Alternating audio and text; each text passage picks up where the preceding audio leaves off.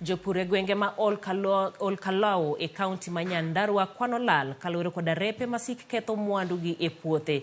Jodago wacho ni repe go nowuok koa e nam ma Olbolosat kod yawono ma Makindu. Ka giwuoyo e kinde mane giyudo chiemb kony koa kuom piny owacho, giywago medruok repe mabende oseketho puothe kendo weyogi nono kata bed ni gin jopur mosebedo ka loso chiembgi owuon.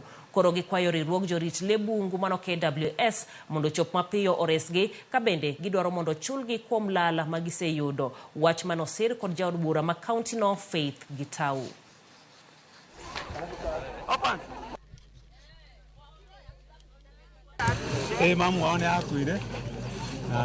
Sisi hatujaletewa chakula kwa sababu hatulimangi, sisi ni wakulima hodari.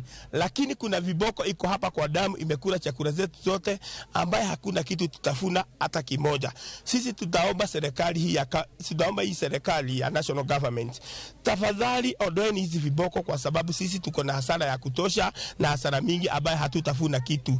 Second, hii wanyama wametuletea hata ujinga. Watoto wetu wakienda shule, hakuna mtoto anaweza enda shule kama saa 2 haijafika kwa sababu hii viboko inarudi kwa maji saa 1:30. Kwa hivyo watoto wetu wote wanaendaga saa 2. Nikafikiria ni vizuri niwaletee chakula ya kukula, na in addition tuko na village kwa side hii ambayo inakaa watu wa kutoka Bali, Turkana, Bali, within the country wanakuja hapa, wamekaa hapa na hawana mashamba ya kulima.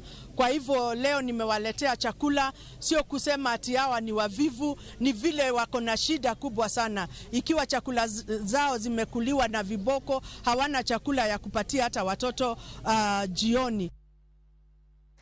En wachno ero mabende chakterwa e yweyo marwa mano